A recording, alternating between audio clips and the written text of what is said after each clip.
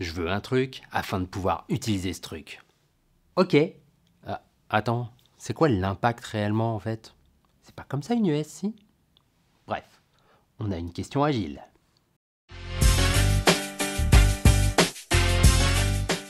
Bonjour à tous, je suis Constantin Guay, Scrum Master. Vous êtes sur Scrum Life, la chaîne qui parle de la vie des équipes agiles. Si c'est un sujet qui vous intéresse, n'oubliez pas de vous abonner et d'activer les notifications. Le sujet dont on va parler aujourd'hui, c'est cette façon d'écrire les user stories, les récits d'utilisateurs, de façon un petit peu séquentielle. C'est-à-dire que le contenu en tant que je veux que afin de, en vrai le afin de, c'est pas vraiment un objectif ou un impact sur le produit ou sur l'utilisateur, c'est plutôt afin de faire autre chose. Un exemple tout bête, en tant qu'utilisateur, je veux être averti que j'ai des produits dans mon panier afin de pouvoir le valider ou le supprimer. On n'explique pas vraiment le bénéfice pour l'utilisateur de cette fonctionnalité, du panier.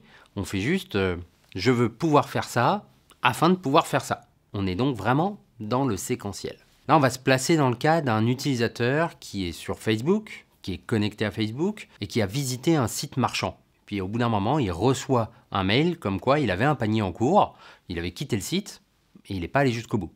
Si on reprend cette user story, on pourrait dire en tant qu'utilisateur, je veux être averti lorsque j'ai des éléments dans mon panier afin de ne pas perdre une commande que j'aurais pu oublier. Car oui, n'oubliez pas que la user story, ça permet aussi de passer de l'information à l'équipe de développement.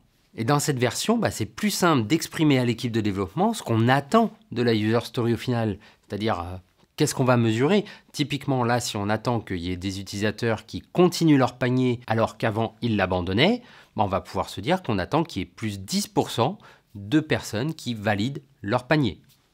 L'écriture des user stories, c'est vraiment quelque chose de difficile pour un product owner, pour une équipe. C'est une vraie compétence et ça demande beaucoup d'expérience pour y arriver. Donc bon, les user stories séquentielles, ça arrive. On les a tous faits. Mais ça ne veut pas dire qu'on ne peut pas s'améliorer. Et d'ailleurs, un bon truc que j'ai utilisé, qui m'a appris Guillaume Persinet, avec qui j'ai déjà fait quelques vidéos, ce serait en fait de placer le afin de avant, au début de la user story. Et en fait, ça change tout. Afin de ne pas perdre ma commande importante que j'aurais oubliée, je souhaite être averti que j'ai des produits dans mon panier. L'impact, c'est vraiment hyper important pour une user story. Allez voir l'épisode qui en parle, je vous le mets en description. Moi, je vous dis à la prochaine fois. Ciao!